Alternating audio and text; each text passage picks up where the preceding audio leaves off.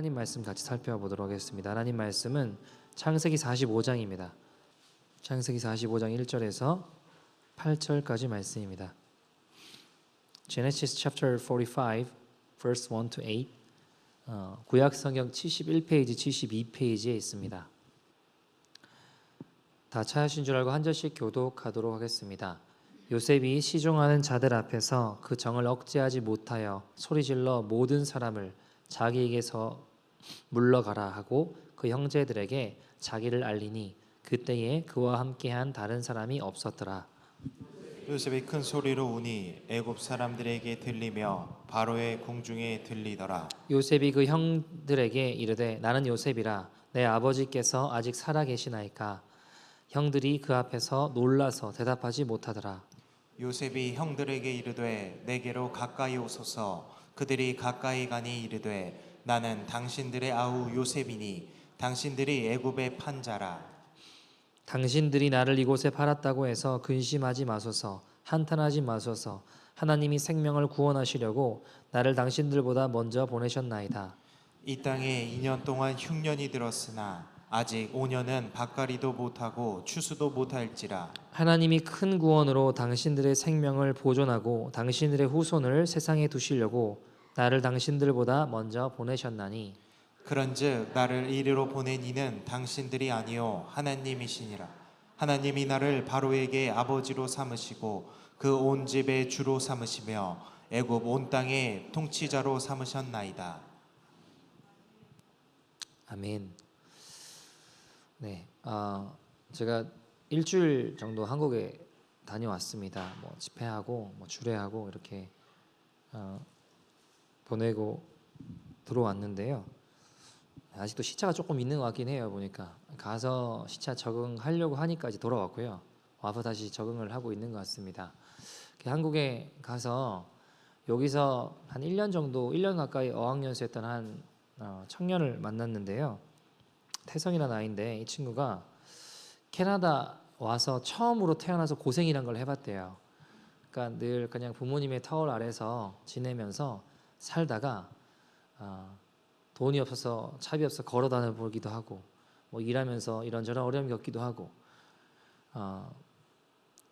그리고 뭐 영어도 뭐 잘 못하지만 좀 해보기도 하고 이렇게 그런 시간들을 보냈다고 하더라고요. 이 친구가 코로나 때 아버지가 돌아가셨어요. 그러면서 집안에 좀 어려운 일들이 발생하게 됐는데 하루아침에 이 친구가 그러니까 좀 가장이 됐죠. 비즈니스를 시작을 했는데 뭘 했냐면 그 한국에 가면 서울에 북촌이라는 데 한옥스테이가 있어요. 한옥마을이 있거든요. 거기서 얘가 한옥스테이를 시작한 겁니다.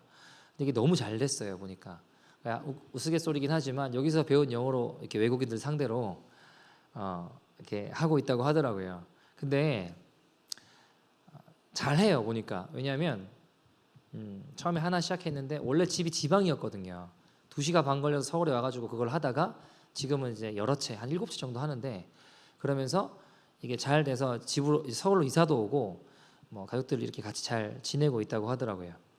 이야기를 나누다가 제가 좀 이 친구가 새로 이제 퍼밋 받는 동안 2주 정도 시간이 있다고 해서 장모님이 이번에 그 갑상선암 수술하면서 서울에 멀지 않은 곳에 어차피 지금 이거 장사 못하니까 목사님 돌아와서 좀 지내시라고 해가지고 가봤어요. 며칠 거기서 지냈는데 사실 저는 이 돈 내고 여기 왜 있지라는 생각이 들었어요. 개인적으로.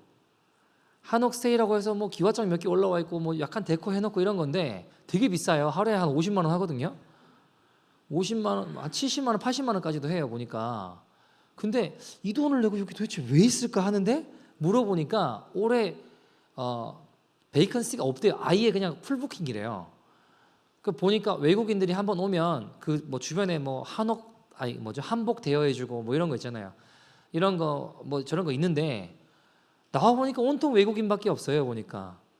그러니까 부킹을 하면 하루 안 잔대요. 이 친구들이 막 한 일주일씩, 2주일씩 잔다라는 거예요. 그래서 그걸 막 이렇게 하고 있더라고요. 그래서 이야기를 이렇게 나누다가 식사를 하자고 해서 이제 밥을 먹게 됐는데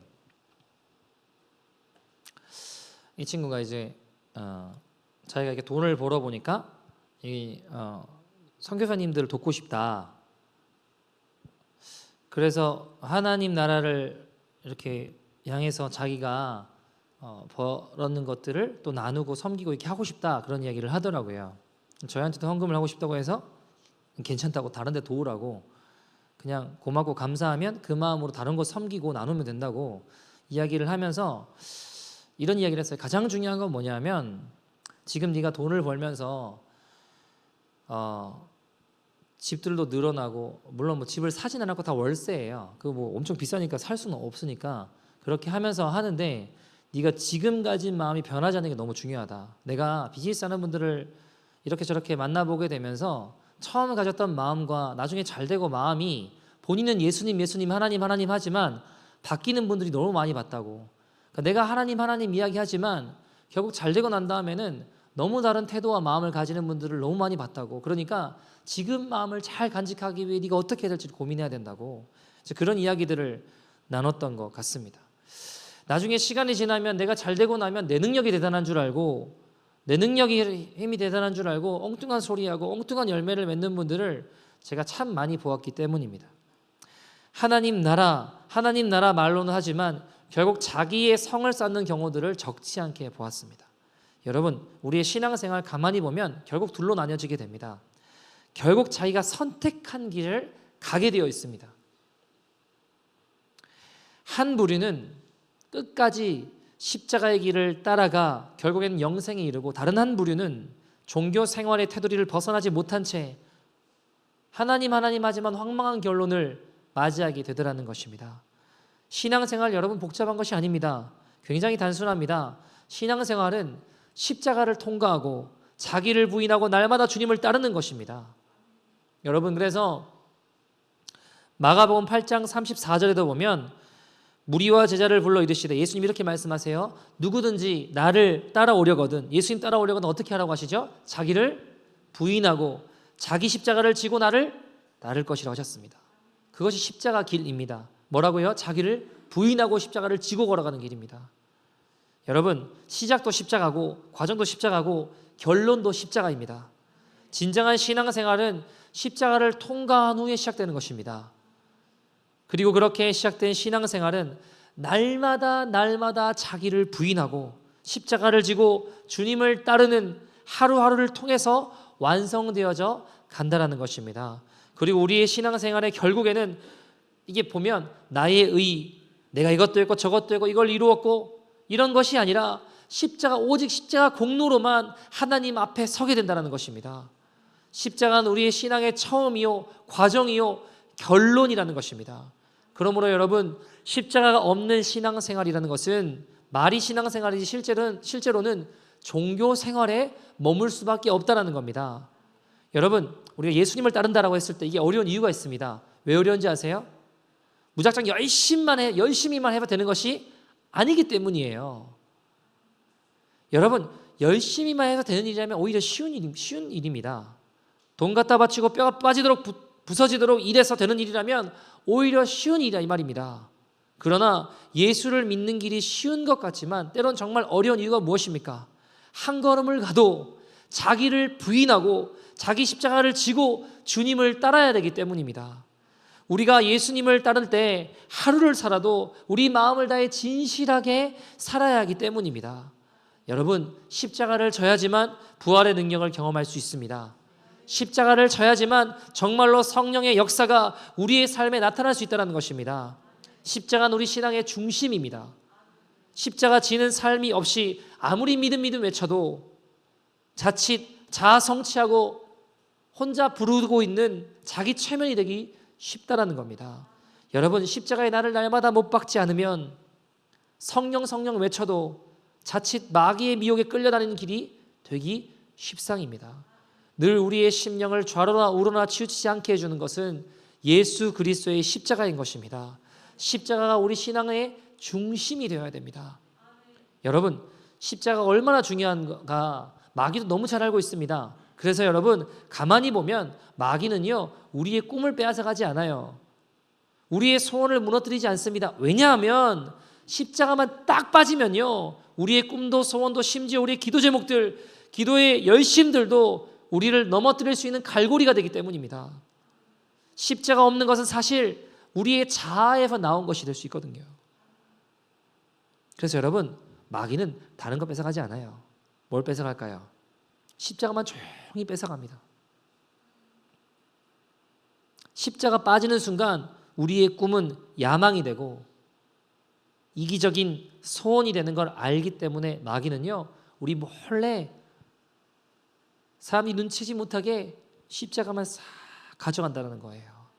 여러분, 십자가가 빠지면 어떻게 될까요? 자기 부인 될까요, 안 될까요? 자기 부인이 안 돼요. 십자가에 내 자아를 못 박지 않으면 결국 예수님과 같은 길을 걸어가는 듯 보이지만 사람의 일을 이루고 사람의 일을 행하는 길로 빠질 수밖에 없다라는 것입니다. 문제는 뭔지 아세요? 교회 안에 같이 있으니까 주님과 전혀 다른 방향으로 가고 있으면서도 내가 종교인으로 살고 있는지 모를 때가 있다는 겁니다. 그래서 여러분, 십자가 지고 주님을 진짜 따르는 사람들은 자기를 부인하는지 아닌지를 보면 알 수 있습니다. 오늘 창세기 45장 이야기입니다. 요셉이란 사람이 등장을 하죠. 요셉은 자기를 부인하며 자기 감정을 절제하며 하나님의 뜻을 이루는 십자가의 증인이었습니다. 자, 여러분, 요셉에게는 하나님의 약속이 있었습니다. 그 하나님의 약속은 뭐 해와 달과 별이 와서 절하고 이런 게 아니고요.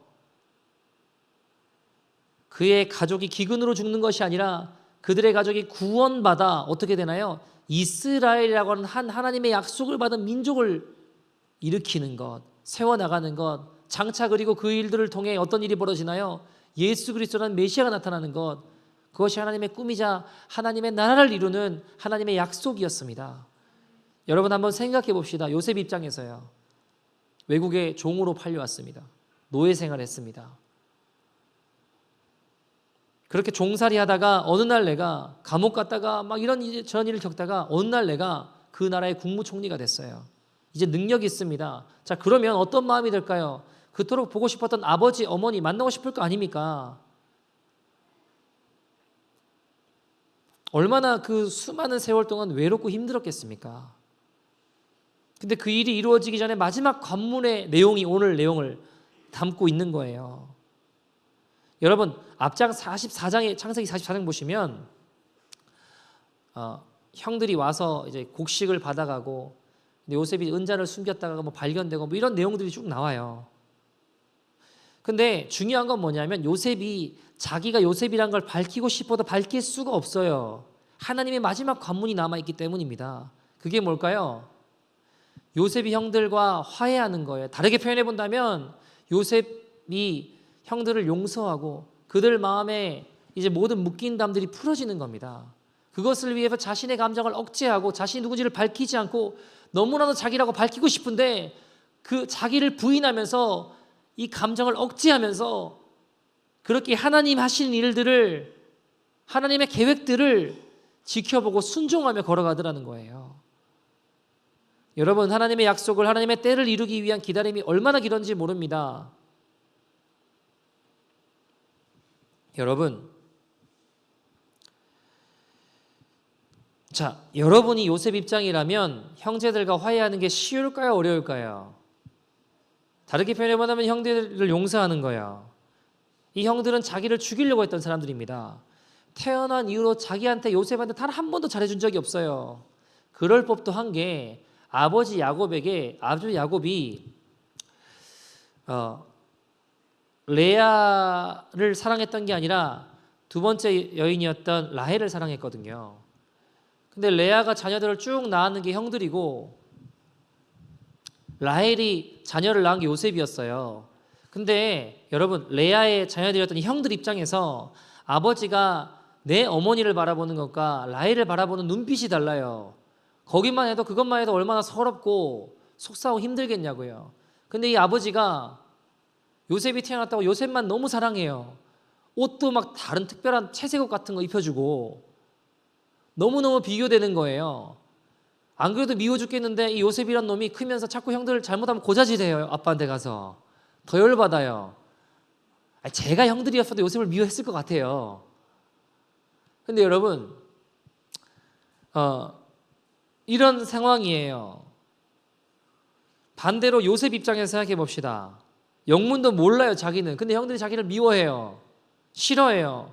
어릴 때부터 그냥 싫어해요. 나이도 많은 형들이 시간이 지나니까 너무 열받아서 자기를 구덩이에 집어넣어요. 거기에 끝나지 않으면 죽이려고 해요. 노예로 외국에다 팔아버려요. 여러분, 우리가 성경을 읽을 때 그냥 그렇구나 하고 넘어갈 수 있지만 요셉 입장에서 생각해보면 형들을 용서하는 건 쉽지 않을 수 있습니다. 마음에 계속 걸렸습니다. 왜요?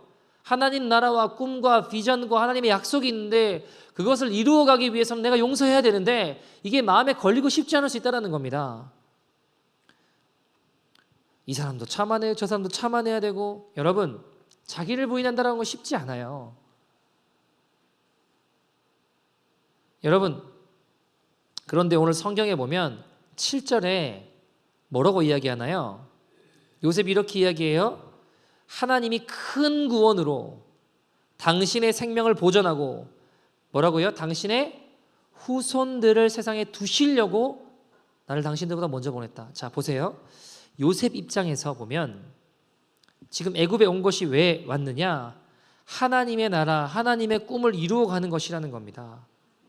7절에 보시면 그래서 당신들의 생명을 살려서 형들의 자식들이 이 땅 가운데 남겨놓아야 되는 게 하나님의 꿈이었어요. 왜요? 뭘 이루시려고? 이스라엘이라고 하는 한 민족을 이루시기 위해서. 요셉 입장에 갈등이 되지 않을까요? 그냥 마음 같아서 형들 다 죽여버리고 나 혼자 하나님 나라 이루어 가겠다, 나 혼자 이스라엘 만들겠다 라고 할 수 있는 거 아닌가요? 근데 요셉은 알았습니다. 뭐를요? 하나님께서 형들을 포함하여 12형제들을 통하여 이스라엘이라고 하는 하나님의 민족을, 하나님의 나라를 이루시기를 원한다는 걸 알았어요. 그 하나님의 꿈, 하나님의 나라를 위해서 자기를 부인하는 겁니다. 십자가를 지고 내 마음과 감정을 억제하며 가슴 속에 올라오는 감정들을 억제하며 나아갔다라는 겁니다. 여러분, 요셉 입장에서요, 자기 하나뿐인 동생 베냐민을 봤을 때 어떻겠습니까? 내가 요셉이다. 가슴이 터져나고 끌어안아주고 보고 싶은 그 동생을 그렇게 안고 울며 기뻐하고 싶지 않았겠습니까? 근데 그 감정을 자기를 부인하고 억제해요. 왜요? 내가 그렇게 함으로 말미암아 하나님의 뜻이 이루어지니까, 하나님의 나라가 이루어지니까. 내 감정을 눌러서 하나님 나라를 이룰 수 있다면 요셉은 부단히 그 일들을 사명으로 받아들이고 나아갔다라는 겁니다. 무엇 때문에요? 자기와 형들이 회복돼야 하나님 원하시는 이스라엘 12지파가 이 땅 가운데 존재할 수 있기 때문에. 여러분, 17의 어린 나이에 종으로 팔려왔죠. 10수년을 어려운 시간을 보냈습니다. 오로지 단 한 가지를 위해서, 하나님 나라, 하나님의 꿈을 위해서. 여러분, 요셉이란 한 인물이 하나님 나라를 위해 자기를 부인하고 그의 감정을 억제하고 십자가 지고 그 원수지간이 되었던 형들과 화해함으로 어떤 일이 벌어졌습니까? 하나님 나라가 이루어지는 겁니다. 하나님의 꿈이 이루어지는 겁니다. 사랑하는 여러분, 어떻게 우리 살고 있습니까? 여러분, 우리도 무언가 하나님 나라 위에 희생하고 자기를 부인하고 다스리고 억제하는 부분이 있습니까? 여러분, 제가 오늘 이 본문을 보는데 1절, 2절 말씀을 보는데요, 자꾸 마음이 동하는 거예요. 본문 1절, 2절 보시면 어떤 내용이 나옵니까? 1절 보시면 요셉이 시종하는 자들 앞에서 그 정을 억제하지 못했대요. 여러분, 어떤 상황입니까? 이제 요셉이 자기가 누군지를 이제 밝힐 만한 때가 다가왔습니다. 그 전까지는 하고 싶어도 그렇게 할 수가 없었습니다. 때가 아니니까. 시종하는 사람들, 애굽 사람들이니까 그 정을 억제해야 되는데 억제하지 못하고. 여러분 보세요. 형들이 처음에 1차로 곡식을 사러 왔습니다. 기근이 들어서 먹을 것들을 사러 왔다고요. 그때 형들을 봤을 때 마음이 어땠을까요? 형들에게 자기 자신을 밝히고 싶었습니다.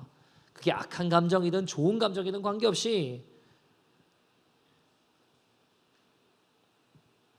애굽 사람들 다 보낸 다음에 그 형제들에게 자기를 알렸다라고 이야기를 해요. 그리고 요셉이 뭐라고요? 큰 소리로 울었대요. 2절 말씀 보니까.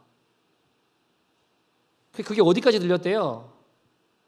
애굽 사람에게 들리니 어디까지요? 바로의 궁중에까지 들렸대요. 여러분, 자 그러면 바로의 궁중까지 들릴 정도면 막 소근소근 이렇게 울었을까요? 아니면 막 통곡을 한 걸까요?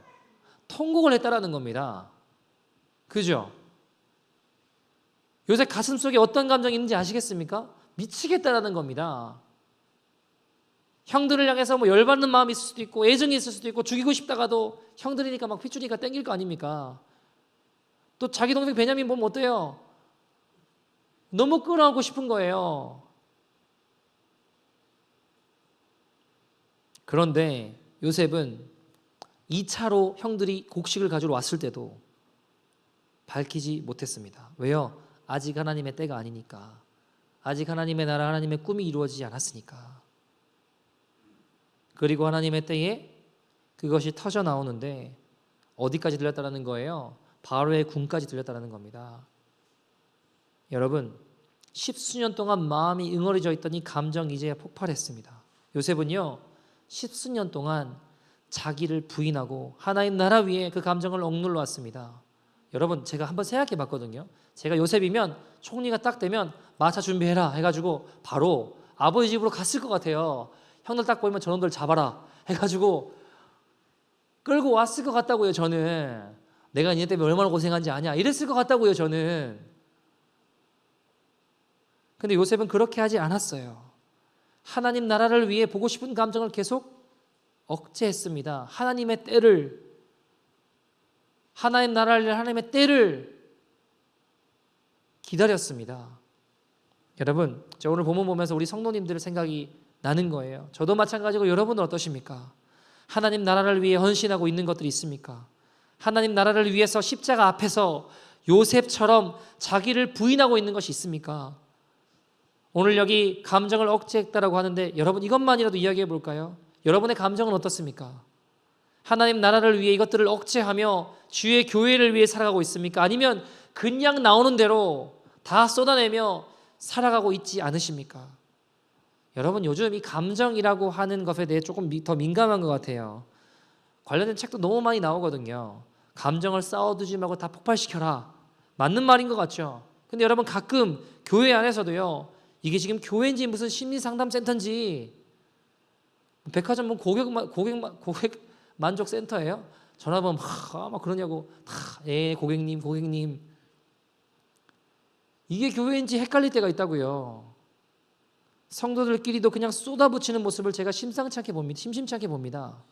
여러분 오늘 본문에 가만히 읽으면서 제가 요셉을 너무 존경하게 되는 거예요.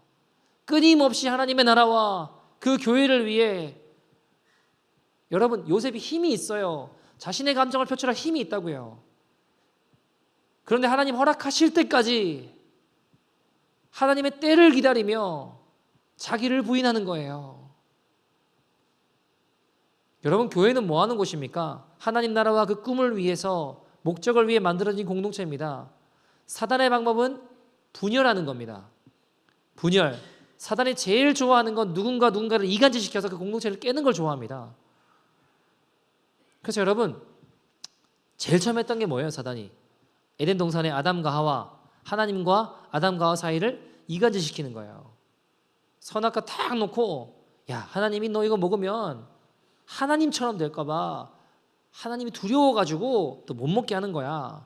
그 순간 아담과 하와는 하나님을 의심하게 되었고 사단의 이간질에 넘어가는 죄를 지은 겁니다. 여러분 성경을 보면요 끊임없이 그 이야기입니다. 사단은 끊임없이 이간질시키고 분열시키고 그래서 하나님 떠나게 하고 그런데 반대로 하나님의 역사는 조금 달라요. 여러분 하나님의 역사는 어떤 겁니까? 화목시키고 화해시키는 거였어요. 회복시키는 거였습니다. 잘 보세요. 사단하고 깨어졌던 하나님과 인간 사이를 화해시키기 위해 누가 오셨습니까? 예수 그리스도께서 오셨습니다.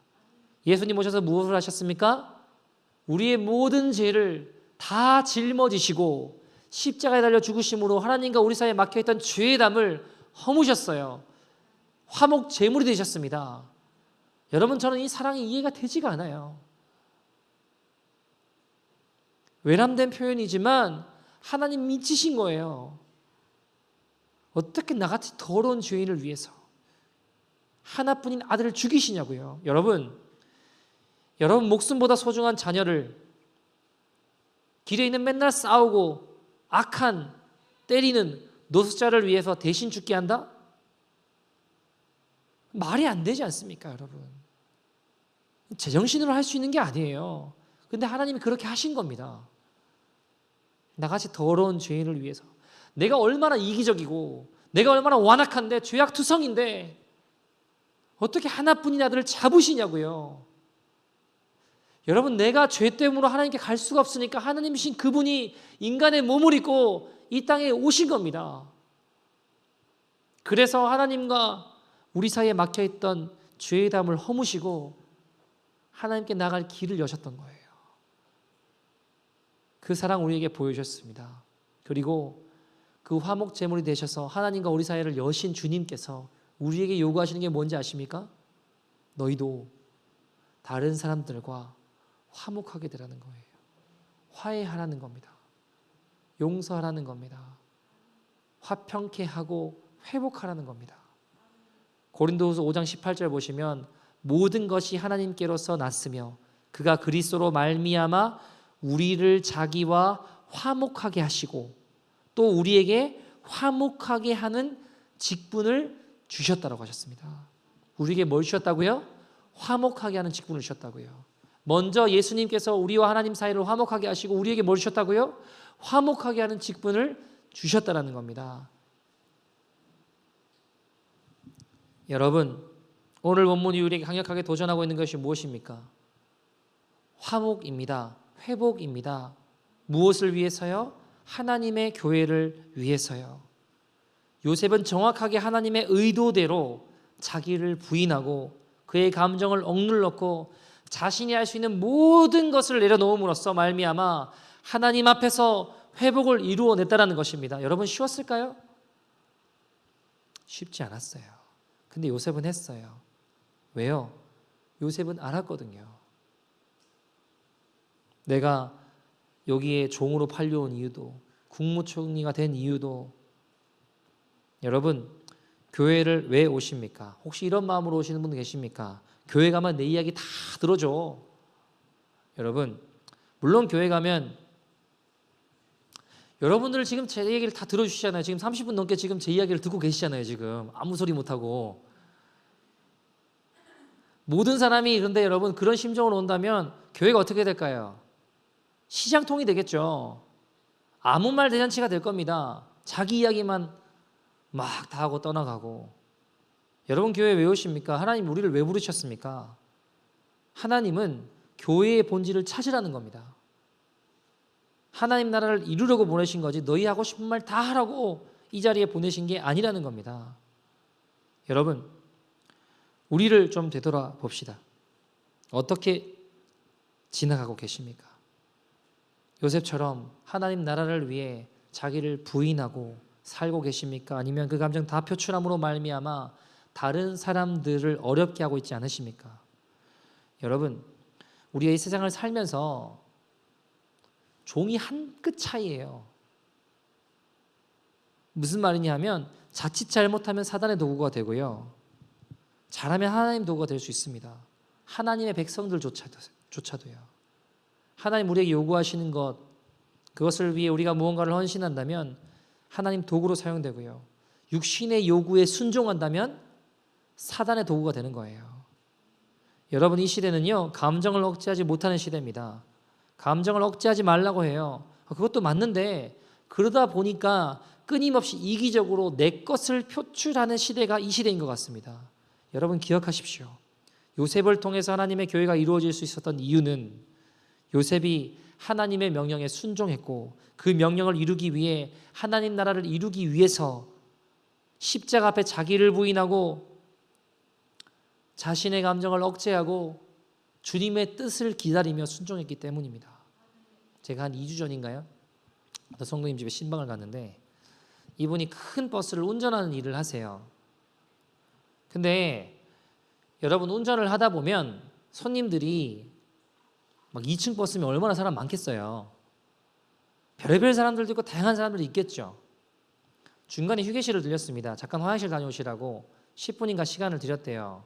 근데 여러분 10분 시간을 드리면 손님들이 10분 전에 앞서서 잘 탈까요? 아니면 느기적 될까요? 여러분 뭉구적 거리고 그래서 다 안 탔어요. 열받더래요. 출발했대요. 그냥 출발해버렸대요. 천천히.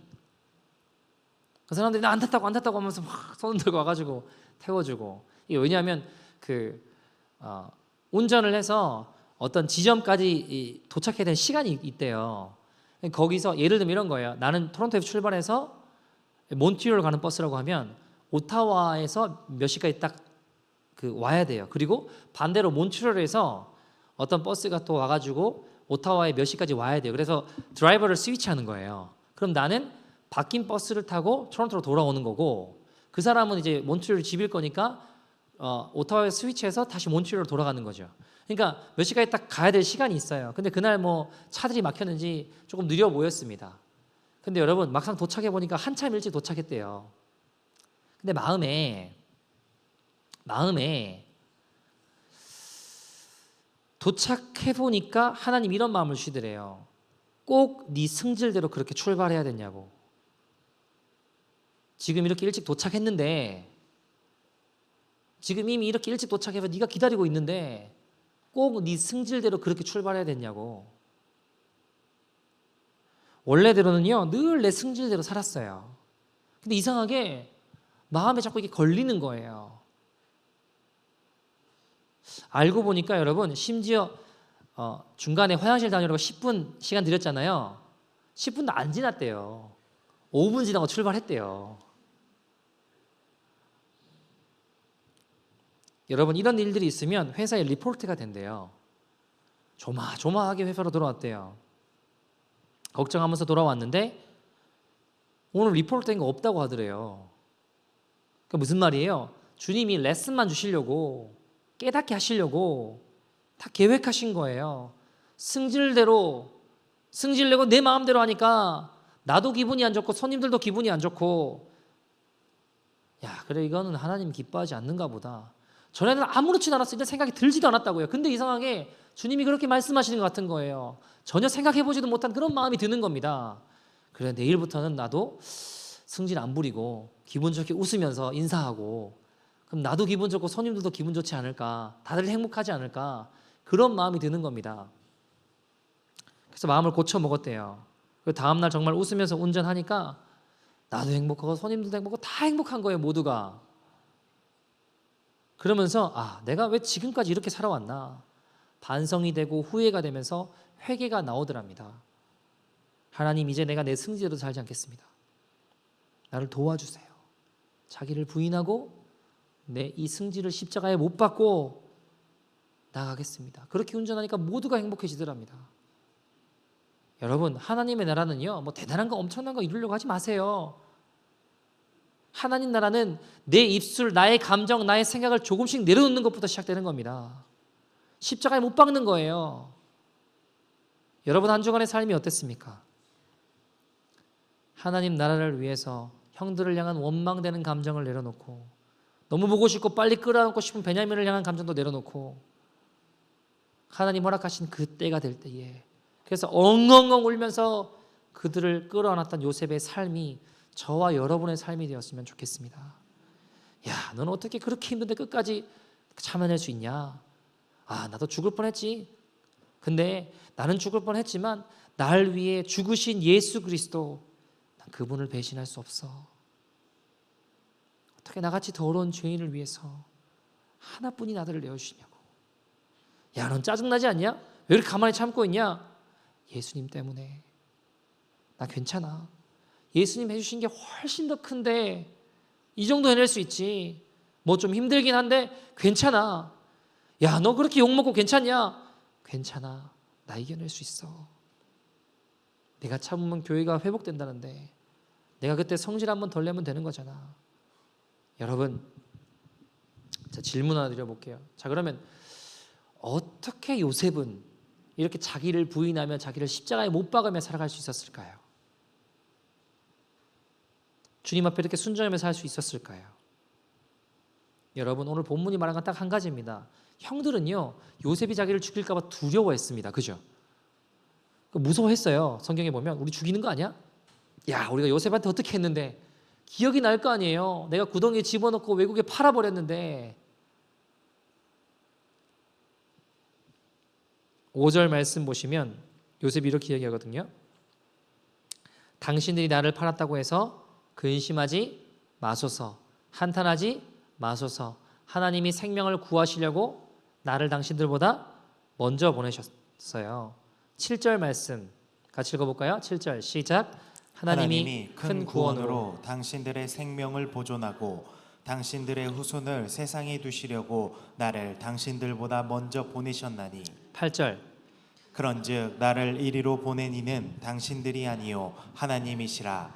하나님이 나를 바로에게 아버지로 삼으시고 그 온 집의 주로 삼으시며 애굽 온 땅의 통치자로 삼으셨나이다. 아멘. 자, 요셉이 지금 뭐라고 이야기하고 있냐면 형들한테 이야기하는 거예요. 형들 걱정하지 마세요. 나 용서해 주는 거냐? 그럼요. 왜냐하면 이 모든 일을 이루신 분이 당신이 아니라 하나님이셨기 때문이라는 거예요. 그러니까 지금 요셉의 시각은 내 관점이 아니라 하나님의 시각과 하나님의 시선으로 보고 있다는 겁니다. 여러분, 요셉이 자신의 감정을 억누르고 자기를 부인하고 십자가 자기를 못 박을 수 있는 이유는 이 모든 일을 주관하시는 분이 누구시라는 거예요. 하나님이시라고 인정하는 겁니다. 왜냐하면 하나님은 100% 옳으시기 때문에, 하나님은 완전히 옳으시기 때문에, 하나님 당신이 하시는 일들은 옳습니다. 그 하나님의 시선과 시각과 마음이 요셉에게 있었다는 겁니다. 죄인된 나는, 악한 죄인인 나는 틀릴 수 있지만 하나님은 옳으시다. 하나님이 모든 일을 주관하시고 계신다. 그 믿음과 마음이 요셉의 심령에 있었기 때문이라는 겁니다. 하나님의 눈으로 이 모든 일을 해석했다라는 겁니다. 여러분, 요셉이 국무총리가 되건 감옥에 갇히건, 여러분, 요셉이 국무총리가 됐다고 우쭐하지 않았습니다. 왜요? 이 모든 일을 주관하시는 분은 하나님이시니까. 감옥에 갇혔다고 억울해서 어쩔 줄 모르라고 하지 않았습니다. 왜요? 이 모든 시간들은, 이 모든 것들은 하나님이 주관하고 계시니까. 승승장구한다고 내게 아니잖아요. 하나님이시니까. 내가 자빠져 있을 때도, 내가 승승장구할 때도 하나님이 나의 삶을 인도하신다. 그 당신들이 아닙니다. 벌벌 떠건 형들한테 이야기하는 거예요. 그 원망이 원래는 100이어야 정상인데 한 20도 안 되는 것 같아요. 왜요? 하나님의 손에 있다는 그것 때문에 그렇게 자기를 부인했습니다. 힘들기는 했지만 못할 일은 아니었습니다. 왜요? 나는 죄인이고 하나님은 100% 옳으시다. 그 고백이 그를 붙들었기 때문입니다. 여러분, 요셉이 대단한 존재가 아니에요. 하나님이라는 그 시각, 하나님이 이끌어 가신다는 그 시각이 있으면 우리가 누군가를 용서할 수 있고 안아줄 수 있고 하나님의 회복과 하나님의 뜻과 하나님의 역사를 일으키는 도구로 사용될 수 있다는 겁니다. 여러분, 하나님이란 단어가 여러분의 이 시각 안에 있습니까? 여러분 마음 안에 있으십니까? 맨날 무슨 일 벌어지면 너 때문이라고 이러고 있지 않으십니까? 엄마 때문이라고, 너 때문이라고, 우리 사장 때문이라고, 남편 때문이라고, 순원 때문이라고, 이거 너무 가슴 아픈 일이지만 저 목사 때문이라고. 우리의 시각이, 우리의 눈이 그렇게 서 있지 않으십니까? 여러분, 우리가 이 시각을 바꾸지 않으면 절대로 원망을 없앨 수 없습니다. 요셉도 그랬을 거예요. 여러분, 부탁드립니다. 여러분 힘드시죠? 일주일 동안 힘든 일 많이 있으셨을 것 같습니다. 짜증나는 일도 많고요. 원하는 거 생기지 않는 일도 안 생기죠. 갖고 싶은데 사라지는 건 계속 사라지죠. 하나님 말씀대로 잘 순종해 보려고 짜증도 안 내려고 화도 안 내고 자기를 부인하고 십자가 져보려고 했는데 잘 안 되시죠. 이 모든 것을 이기기 위한 방법이 뭐라고요? 하나님이 모든 것을 허락하셨다. 그 마음, 그분이 이 모든 것을 이기게 하실 거라는 이 마음, 이것이 회복되지 않으면 우리 삶에 기쁨이 있을 수 없습니다. 명심하십시오. 어떤 환경에 처할지라도 내가 하나님 인도하심 가운데 있구나. 하나님 기뻐하지 않는 건 무엇이지? 하나님이란 시각이 우리 안에 회복되어져야 됩니다. 물론 제가 죄지어서 엉뚱한 데 가서 괴로움 당할 수 있습니다. 그럼에도 불구하고 하나님 우리 손을 잡고 계세요. 놓지 않으십니다. 우리가 구렁텅이에 있으나 저기 산꼭대기에 올라갔거나 국무총리가 돼서 사람들 앞에 호령하는 자리에 있거나 그 모든 것이 하나님 앞에 있다는 것 때문에 잘난 체 할 수도 없고요. 못났다고 움츠러들 필요도 없다라는 겁니다. 이 마음이 있는, 이 가치관이 있는 사람들에게 힘듦이 다가와도 자기를 부인하고 주님께서 이 모든 것을 주관하신다. 희생하고 헌신할 수 있다는 겁니다. 여러분, 제가 부탁드립니다. 제가 오늘 설교를 하면서 십자가를 지고 자기를 부인해야 한다 해가지고 막 억지로 참겠다고 했다가 빵 터져가지고 사고 치지 마시고 하나님이란 시각을 위해서 기도하십시오. 여러분, 우리가 예배드리고 말씀 보고 예배가 회복되고 막 나아가는데 자꾸 미워하는 사람이 보여요. 자꾸 얄미운 사람이 보여요. 그러면 여러분 그 사람을 묵상하지 마시고 그럴 때마다 내게 은혜가 필요하구나. 내가 그걸 왜 용서하지 못할까? 하나님 날 위해 십자가 져주셨는데 내가 이걸 왜 용서하지 못할까? 그래, 내가 나를 부인하고 요셉처럼 감정을 억누르고 용서하고 나아갈 때 하나님의 교회가 회복되고 하나님의 나라가 이루어지는구나. 그러면 하나님이 일하시겠구나. 하나님 수준의 일들을 맛보는 저와 여러분 되기를 소원합니다.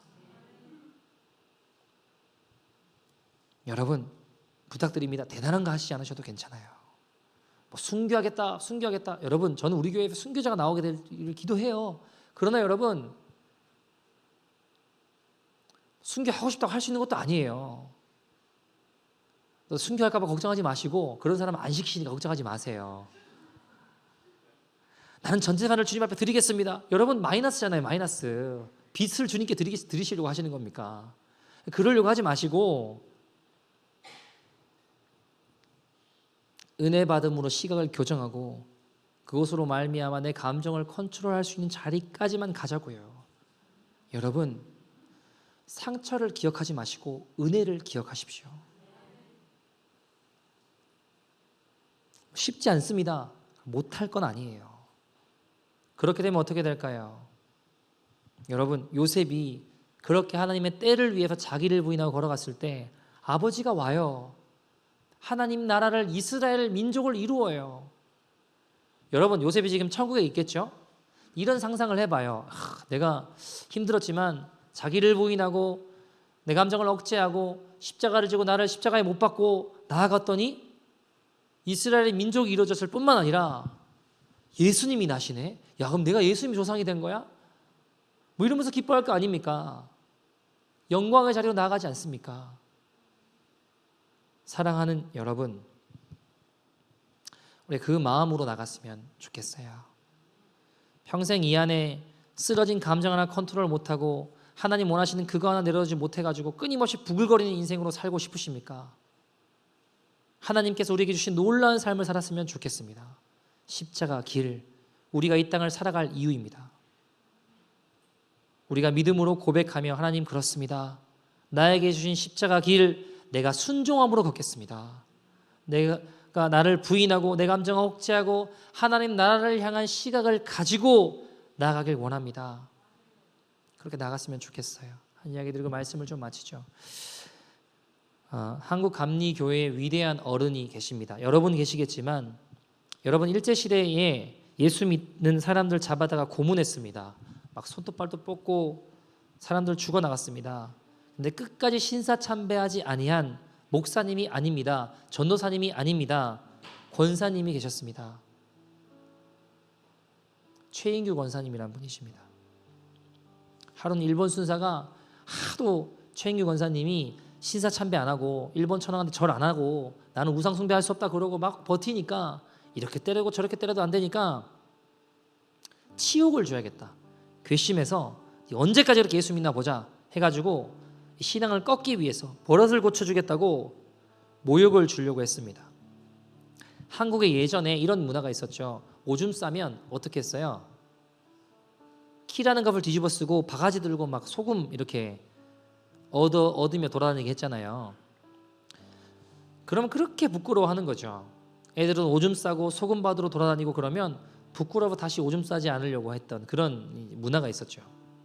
일본 사람들이 이걸 딱 생각해서 최인규 권사님을 불러다가 똥지게를 지게 했습니다. 똥통을 2개 가져다가 똥으로 지게를 만들어 똥지게 지고 온 동네를 다니며 돌아다니면서 대문 앞에 가서 외치게 했어요. 뭐라고 외치게 했냐?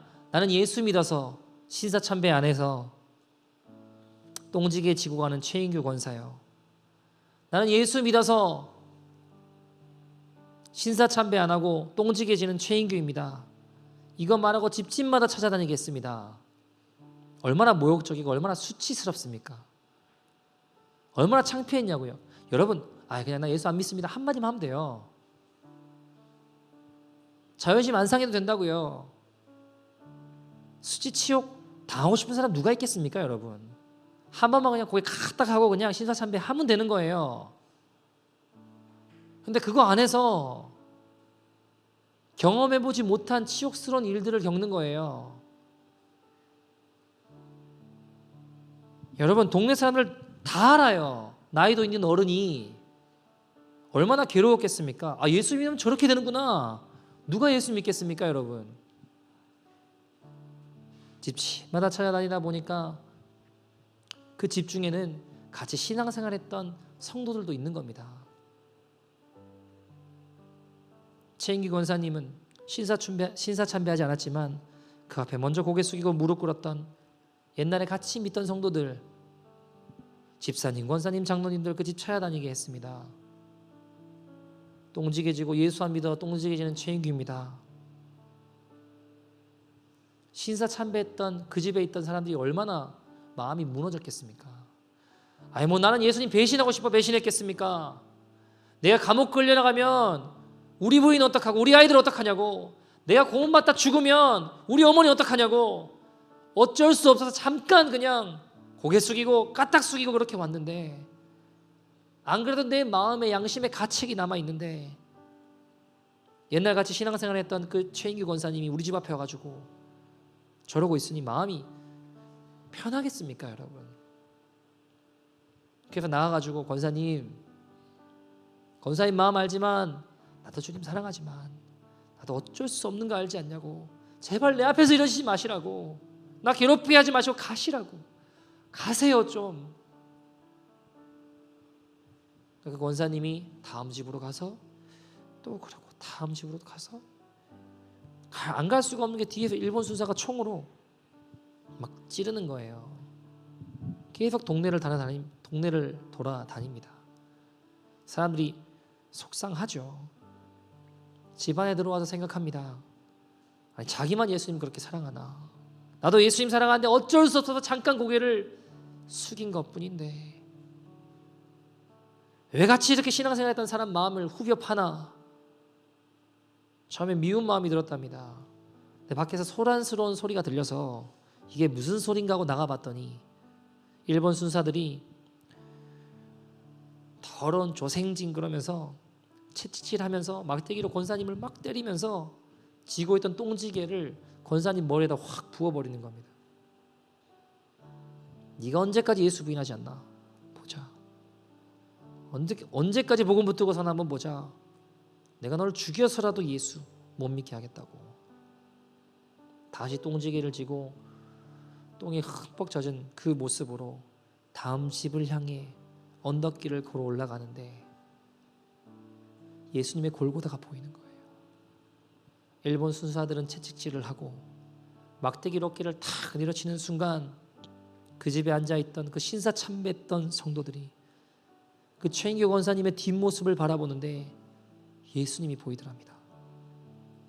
마치 골고다 언덕길을 십자가 지고 올라가시는 그 예수님처럼 아무 대꾸하지 않으시고, 로마 군병들이 그렇게 괴롭히고 침뱉고 욕하는데도 아무 대꾸하지 않으시고 십자가 지고 올라가시는 그 예수님 같은 뒷모습을, 최인규 권사님의 뒷모습을 에서 발견하고 사람들이 눈물을 흘리며 회개하고 그 권사님을 쫓아가서 이야기합니다. 권사님, 내가 잘못했습니다. 내가 내 마음이 식어져서 복음 버리고 예수님 부인했습니다. 나 한 번만 용서해 주십시오. 나 어떻게 하면 하나님 앞에 용서받을 수 있습니까? 그렇게 울면서 회개했다는 감리교회의 위대한 이야기가 있습니다. 여러분, 최인규 권사님 똥물 다 뒤집어 쓴 그 모습 그대로 우리에게 이야기합니다. 고개 숙인 이 시대의 교회여, 신앙이 변질되고 식어버린 성도들이여, 다시 복음을 들으십시오. 다시 복음을 들으라. 예수님을 바라보라. 믿음의 주 온전케 하신 예수님 바라보라. 우리 믿음의 선배가 이야기합니다. 사도 바울이 이야기합니다. 예수님께서 이야기하십니다. 여러분, 우리가 천국 문 앞에 주님 앞에 섰을 때 뭐라고 이야기할 수 있겠습니까? 우리가 이 시간 같이 한번 찬양하고 기도했으면 좋겠는데요. 하나님, 우리의 식어진 마음 다시 뜨겁게 하여 주십시오. 최인규 권사님 한 번만 자기 부인하는 거 포기하고 십자가 포기하고 그냥 예수님 부인하면 이런 수치와 치욕과 모욕은 안 당해도 됩니다. 그러나 그는 예수님 믿기 때문에 내 자존심을 포기해야 됐습니다. 그러나 그것이 부활의 날 주님 앞에 섰을 때 영광의 상처가 될 것입니다. 여러분, 예수님 위해 무엇을 포기해 보셨습니까? 고린도후서 6장 9절 10절 이렇게 이야기합니다. 무명한 자 같으나 유명한 자요, 죽은 자 같으나 보라 우리가 살아있고, 징계를 받는 자 같으나 죽음을 당하지 아니하고, 근심하는 자 같으나 항상 기뻐하고, 가난한 자 같으나 많은 사람을 부유하게 하고, 아무것도 없는 자 같으나 모든 것을 가진 자로다. 우리 함께 이 찬양하고 기도했으면 좋겠습니다. 오늘 내가 미워한 사람이 있고, 오늘 내가 미워한 사람이 있고, 오늘 나와 다툴 사람이 있으며, 오늘 내가 시기한 사람이 있으니 난 주님을 사랑하는 사람, 나를 미워한 사람을 용서 못했고, 내게 화낸 사람을 이해 못했고, 나를 시기한 사람을 싫어했으니 난 주님을 사랑하는 사람. 매일 이렇게 살아가면서 입술로 주님을 사랑한다 하니 난 참으로 행함이 없는 사람, 주님을 사랑하는 사람. 오늘 나의 마음은 재물에 있고, 오늘 나의 생각은 자녀에 있으며, 오늘 나의 발길은 세상 향했으니 난 주님을 사랑하는 사람. 나의 생각은 항상 주님을 앞섰고, 나의 찬양은 항상 빈 마음이었고, 나의 생활은 언제나 감사를 잊었으니 난 주님을 사랑하는 사람. 매일 이렇게 살아가면서 입술로 주님을 사랑한다 하니 난 참으로 믿음이 없는 사람, 주님을 사랑. 우리 목소리 높여 고백합시다. 오늘 하루의 시작은 기도로 하고, 오늘 말씀의 은혜로 하루를 살고,